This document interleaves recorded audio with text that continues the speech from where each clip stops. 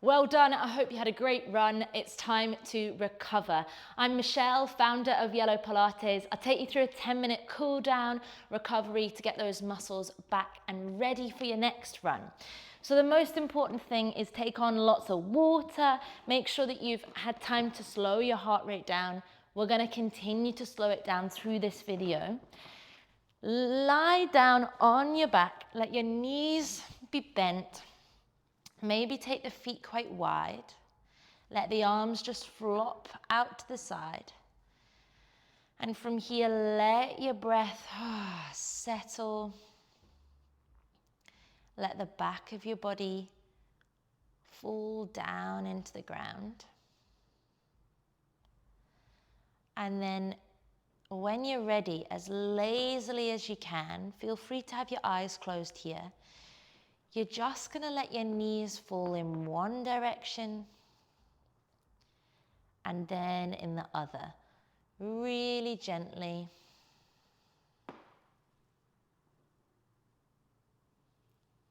Letting the heart rate slow, letting the head feel heavy, letting the jaw relax. And as the knees go one way, let's take the head in the opposite direction.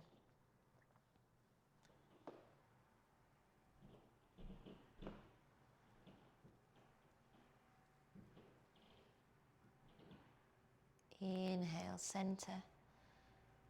Exhale. Good. Make this one the last one.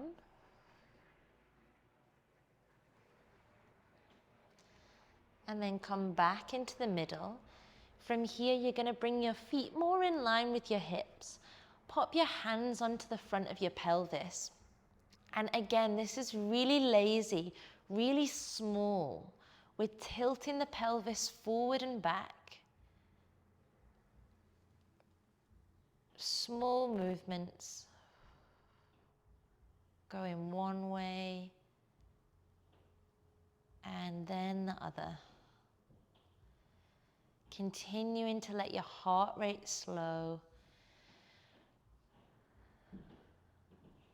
And as we do this, we're just letting all the muscles reset. The muscles in the joint reset along the body. We just work them really quite hard.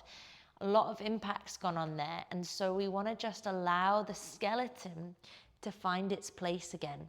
And if the skeleton is aligned, the muscles are going to find their lengthening sensation as well. And they're going to find their most effective place to move from. So from here then, you're going to tilt the pelvis from side to side. If we've just been going from 12 o'clock to 6 o'clock, let's try this 3 o'clock to 9 o'clock. Really small. What can you do without the knees going with you? That's it. Last two. Last one. Brill. And then from here, let's cross your right ankle over your left knee and let that knee, the right knee, just open out to the side. Now this might be enough of a stretch for you if you're feeling this already around the glutes. We might let the legs lift and you could bring the hands behind the back of that left leg. From here, I just want you to encourage the shoulders and the head to stay floppy, heavy into the ground. And maybe add a little rock from side to side.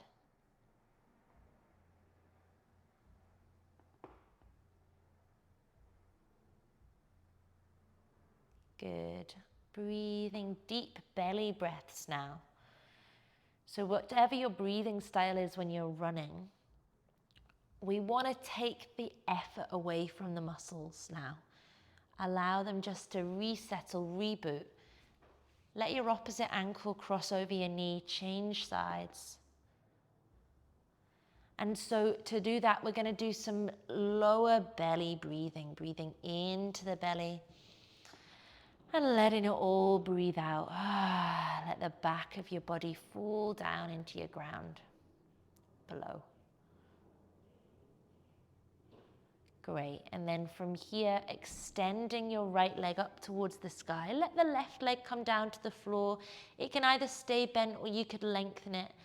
And from here, maybe keep the hands behind the thigh if that felt nice. We're rotating the ankle a few times and the other way. Good. And then let the knee bend and just take the hip on a nice big old circle here and let the rest of the body move however it wants to move. And reverse it. Quite often when you're running in this sagittal plane, in the kind of forward flexion and extension plane. And actually our hips can get really tight because our hips want to rotate. They're built to be able to do lots of different things. And so we want to get them moving after lots of the same repetitive movements. Let's try the same on the other leg, starting with the hip rotation. And then we'll give the hamstring a little stretch. Good. Reverse your circle.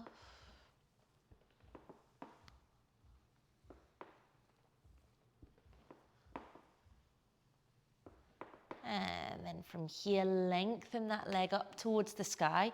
Have a bend in it if you like.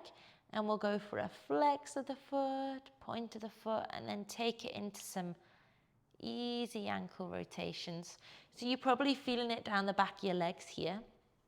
If you need a wee bit more, you could straighten the leg more, draw it in towards you a bit more.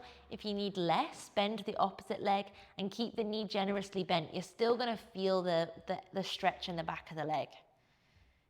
Good. For 2 and for 1.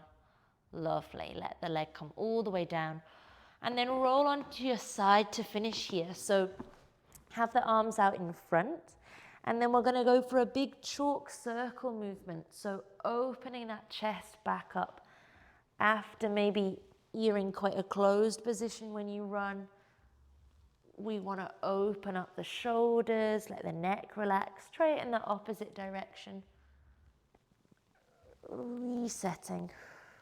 Last one. Lovely jubbly. And then just flop yourself over to face the other way. We'll do exactly the same on the other side. Circling round. And if your hips want to move with you here, if your pelvis wants to move, let it move. You can do it in different ways. Reverse the circle. Getting that movement back around the shoulder joint and the chest and the spine. Good. From here, come up onto your hands and knees. We're going to round through the spine and arch through the spine. And again, round and arch. Good. Come back into the middle. Get your toes tucked under. Send your bum up towards the sky and maybe pedal through the feet a few times. You could keep the knees bent however you like. Keep the head relaxed. And then from here, whenever you're ready, walk your hands towards your feet. Try and ground your heels down into the floor. And then rolling up through the spine. One vertebra, then the next. Then the next. Till you're back to standing. Let everything have a little bit of a jiggle. And then just take a really floppy, easy breath in. Arms float up. And then let it all go. Good. Great stuff. Great run. Well done. Recover well. Get lots of fluids in. And I'll see you next time.